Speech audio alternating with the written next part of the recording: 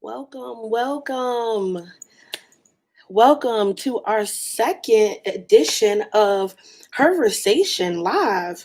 I'm giving everybody a few more minutes to get on, then we'll get started. Look, this is going to be pretty light and simple today. Um, just coming to talk to you and sharing the thoughts of my heart. And we're going to get started in a few minutes. So share, tell a friend. Y'all know how this works. I got YouTube here, Instagram here, and we're gonna get started in just a minute. Thank you for joining us. I am so excited about today. Let me tell you something. Lady Wright killed it last week. So today we going in. We going in. All right. So thank you, Lady Wright. You see, I had to get a little something happening here. This DIY head. So give us a few minutes, everybody, and we'll jump right in. Thank you for joining us again.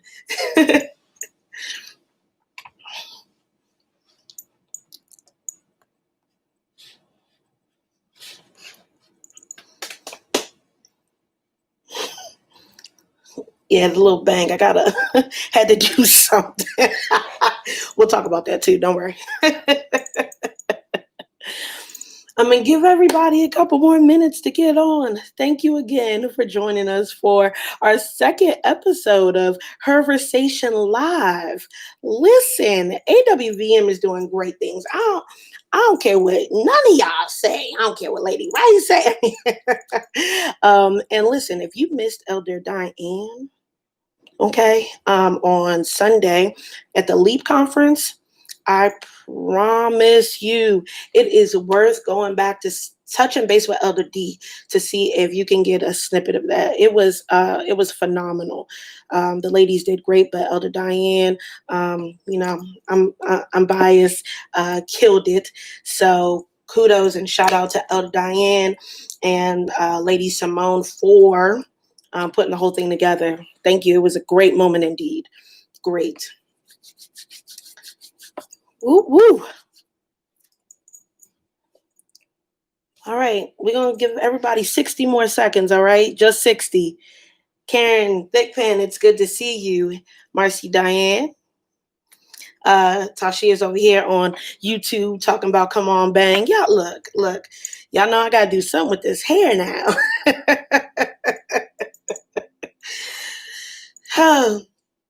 So we're going to get started. Thank you. Thank you for joining us. I am really excited about today.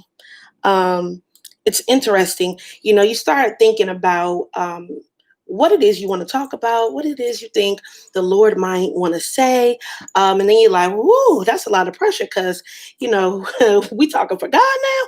Oh, okay, nah, I'm just going to go ahead and share what's in my heart. And y'all know my target audience are the kingdom agents. Shout out to every servant, everyone who dares to lead and to serve and to just assist in building the kingdom. Like, that is a great position to be in. And kudos to you for sticking it out. Tough days, good days, whatever the case may be, you are here another day to serve again. And so welcome. Thank you for continuing on in the fight, in the journey, in the process, in the promise. Look, and today we are going to talk about the face of victory. I have three little small points that I'm going to talk about: the face of victory, the voice of victory, and investing in victory. And yes, I know that it may seem like it's a little play on victory, but really, the face of victory. Do we actually know victory when we see it? David says, Yea, though I walk through the valley of the shadow of death, I will fear no evil, for you are with me. He counted that victory. The fact that he could be in a low place and still know that I'm not in no trouble. I'm not in no trouble. Why? Because God is with me. That the face of victory, being able to look at chaos, and saying, you know what? This is just the proving ground. This is the opportunity for me to rise above. This is the opportunity for me to loudly and boldly declare and become everything that God has for me and wants me to be. The face of victory. Can you look at chaos and say, I'm in a victorious place? A victorious place. The voice of victory. What does it sound like? What does it sound like? So, and I'm just kind of giving little examples of where we're headed today. Okay, where we're headed. The voice of victory. So often there are so many other voices around you, and it takes knowing and hearing the small, still voice of God to know He didn't lead me. He didn't lead me into any trouble. He didn't lead me into any trouble. Like to know that I heard him. Look, we did vision boards, right? We did vision boards at the beginning of the year. Now I must admit, Lady Wright got on me because I didn't really create one. I didn't, pull out the canvas and draw and mark up and get paper, magazine clippings and all of that. I didn't do that. And I remember thinking to myself, are you afraid to put it down? Like, are you afraid to put up so you can see what God is saying in your life and where it is that He's trying to get you to? And in that, I said to myself, well, no, I ain't really afraid because I know here. I've heard Him. I've heard Him. So in that, knowing the voice of victory, He didn't say 2020 was going to look like this, but He told me to go forward. He told me to be courageous. He told me, he said these things. And whether that came through my pastor, Bishop Donald Wright, shout out to him. He's the greatest in all the land. Whether it came through him, whether it came through my circle, whether it came through his word, however I heard him, I have to believe that I know the sound and the voice of victory. And then investing in victory. We all know this one. It's funny. On Sunday, if you guys weren't privileged to join us on the GAF, you should make it a point to join us every Sunday at 10 o'clock on YouTube. And Bishop Wright killed it. Do you hear me? Killed it. And one of the things he was talking about, investing in victory.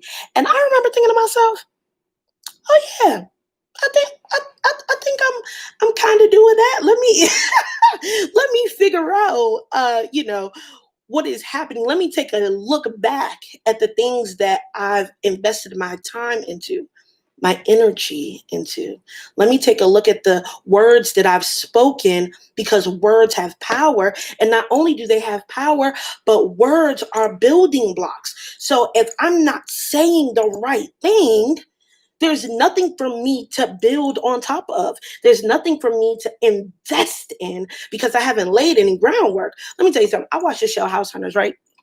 Now, I love House Hunters, and I love HGTV. I love the whole renovating process, and I love like Flip or Flop. All these same shows, they the same. Uh, but one of the things that they do is they will buy a property.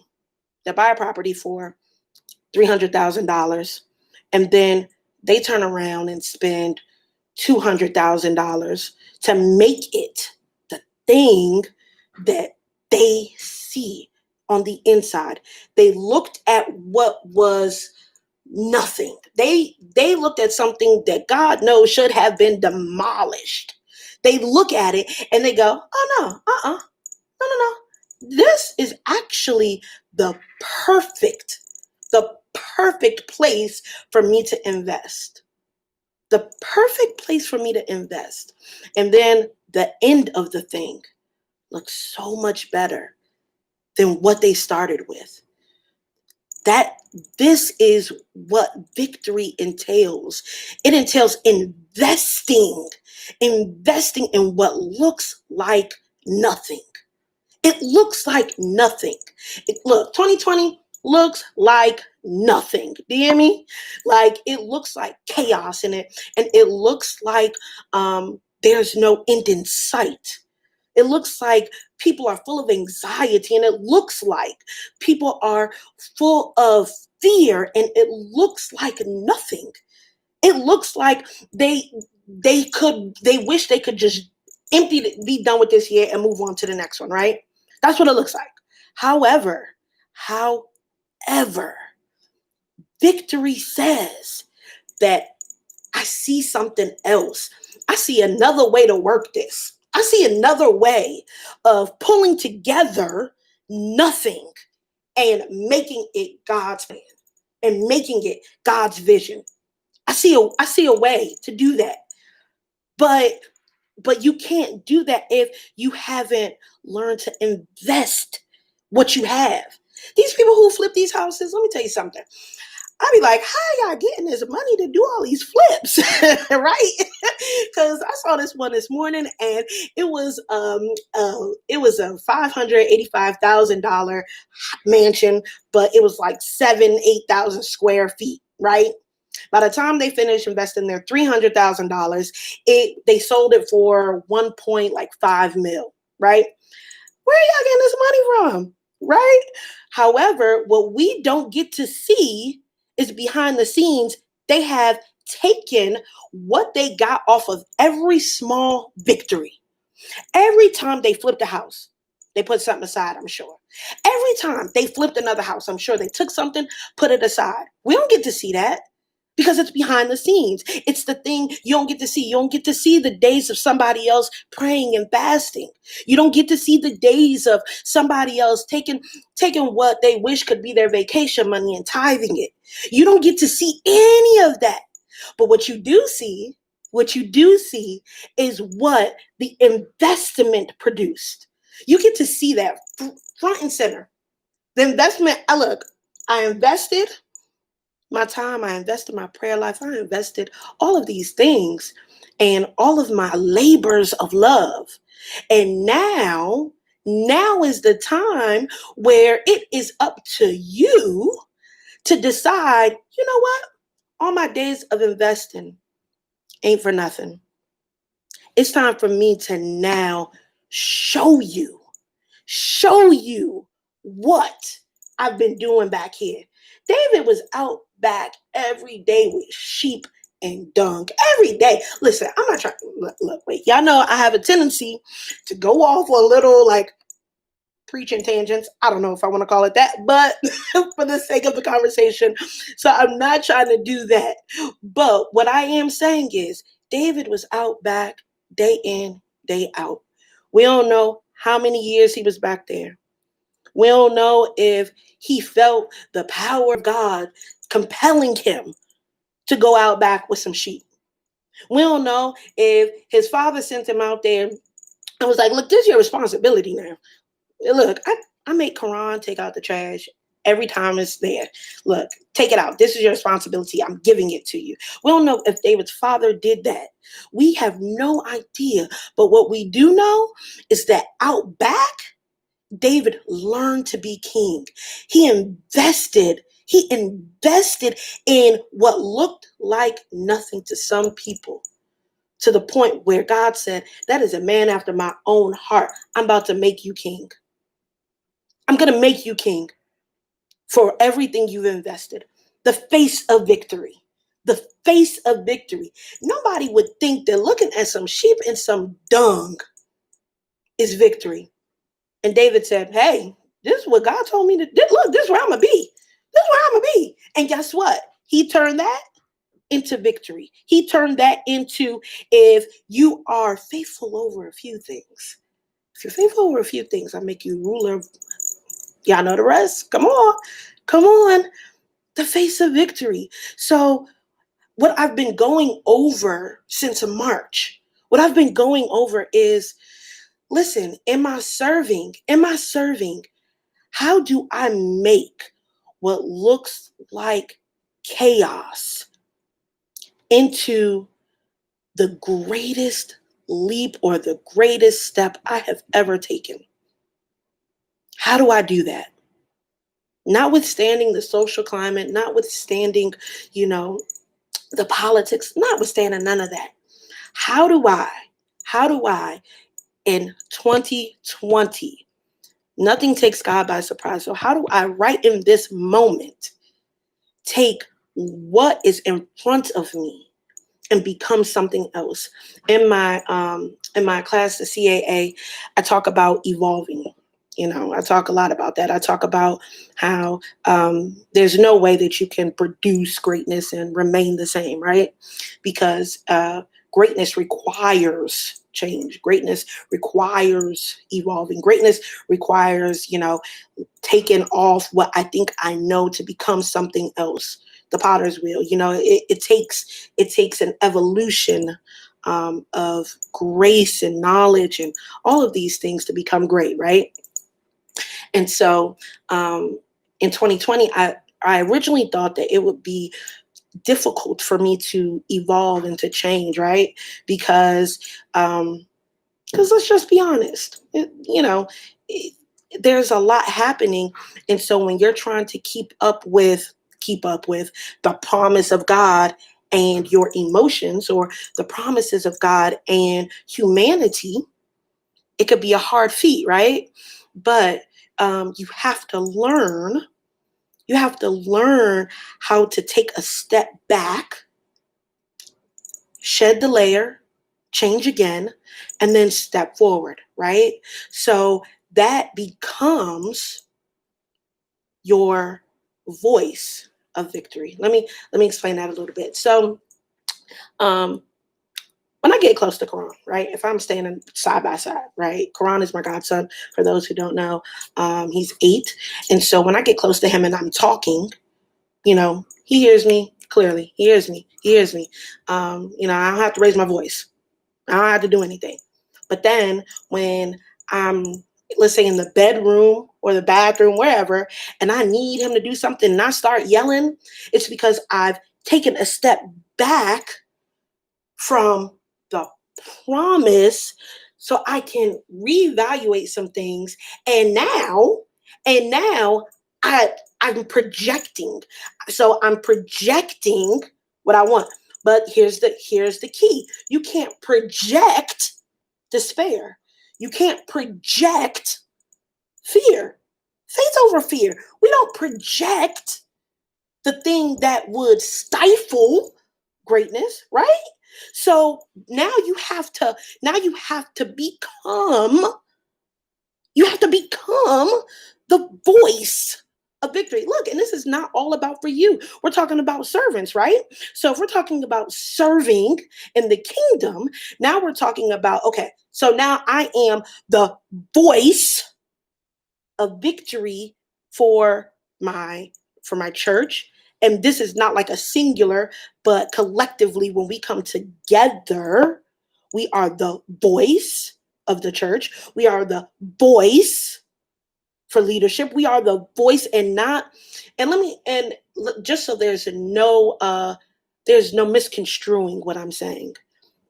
Our leader, our leaders, my leader, your leader, they are the head of where we are, right?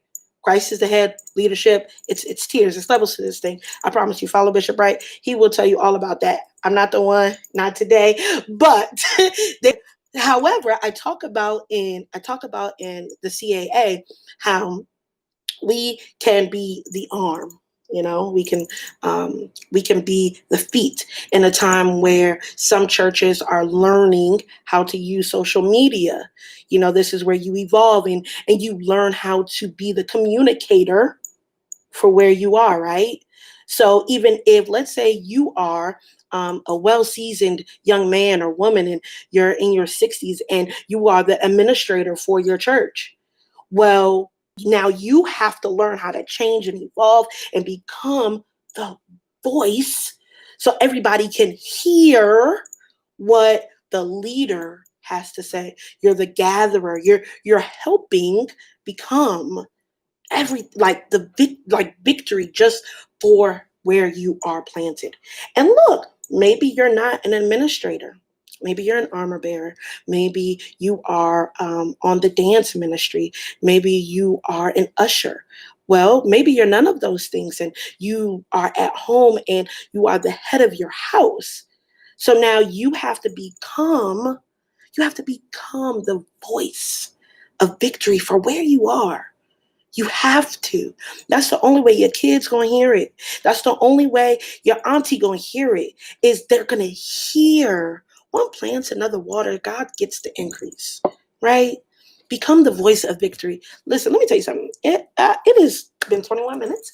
I didn't know. So now investing in victory. We're gonna switch real quick, but I'll say this about investing in victory. So I went out and bought a bike, right? Bicycle, regular old school bicycle, right? And I said to myself, Charmy, now, do you really think that you're going to get on this bike and ride up the street? I'm going to tell y'all a funny story. I was supposed to be riding my bike to the church one day. Lady Wright and Tashia don't think I'm going to tell y'all this, but I am. I got on the bike. I'm supposed to be riding to the church, and I didn't live maybe 4 miles from the church, right? So I get on the bike. I leave my house and I don't even make it to the stop sign. I'm in the grass, like hurt. Tashia drives by. She don't stop. She calls me and says, "Are you okay, see? Is that you in the grass?" Hey, listen, I called Lady Nakia and was like, "Hey, I am done." But I kept going. That was the last time I rode a bike. That was like 10 years ago, right? So I get this bike the other day and I'm like, okay, Charmy, this bike costs a lot of money. What are you about to do? And I rode it the day I got it. Got it Saturday. Okay. No, Friday. Last Friday. I got last Friday. I rode it Friday morning for like 2, 3 minutes. And then I rode it Friday evening 2 or 3 minutes. Right. So I haven't gotten back on the bike. This morning, I wake up at 6:45 and I laid there for a few minutes. And I'm like, Charmy, this is the perfect time to ride your bike. It's gonna get hot. You know you ain't going on no heat, girl. What are you doing? So I got up and I said, Charmy, if you make it up to this light and back, like if you can do this today, you're doing something. Got on my bike, rode up. I made it right before the light and I stopped. And I looked at the light and I looked at how far I had come. And I said, Charmy, you got a right to turn around. You made it. You made it. Like, like I mean, no, really. I was so proud of myself. I was like, you made it. You can turn around and go home.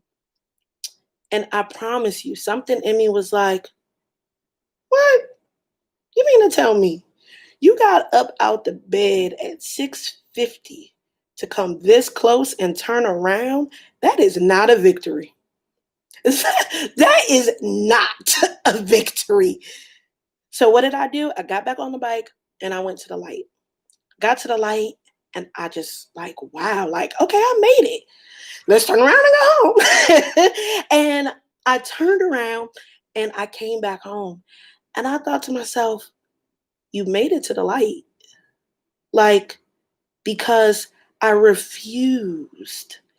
I refused to let what I had worked hard for go to waste. I invested money in that bike. That bike was not cheap. It was not cheap. I invested. I invested in the thing that hurt me the first time. It killed me the first time. But guess what? 10 years later, however long it takes you, invest in the victory. Invest in it. It is worth it. It is worth it. But you have to You have to refuse to let what took you out the last time, keep you from the victory that you've been working for. You've been working for that thing 10 years later. 10 years later. Look, I've quit the gym, gone to the gym.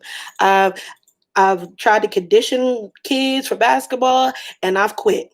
I mean, I have done some things throughout the years, and quite honestly, while it may not seem like a lot to some people, it has brought me to the place where I can make it to the light.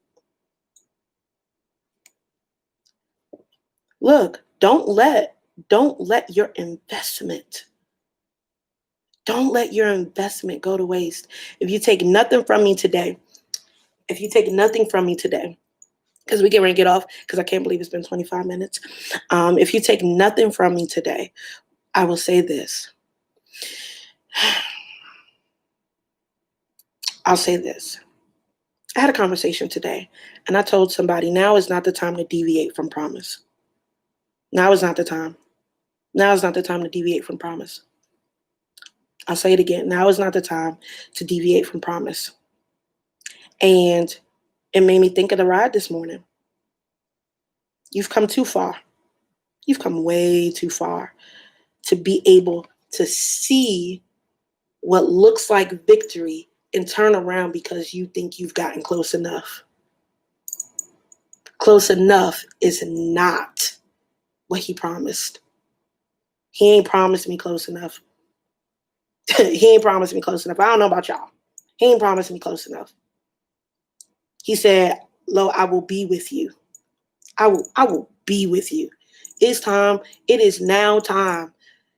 No matter what 2020 looked like up to this point, you now have 5 more months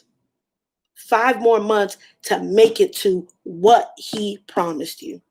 5 more months to make it to what he promised you for this year. Your vision board, pull it back out. Hey, it don't even matter if it don't look nothing like what it's supposed to be. 5 more months to get to promise. Close enough is not good enough. Don't let all the years that you've spent investing in a victory go to waste. All right? So next week, there will be one behind me, greater than I, Marcy Diane. Look, follow our page. We attempt to every week give you something fresh from our hearts, whether it's through video, whether it's through written word, whatever the case may be. Follow us. Try to find yourself in our community. Okay? And then next week, join us this time, 4:00. Marcy Diane is going to take us a little further. And look, it is my hope that you enjoyed today. You can find me at the Gaff anytime. And and look, I look forward to the next time. All right. God bless. Love y'all. And thank you for joining me today.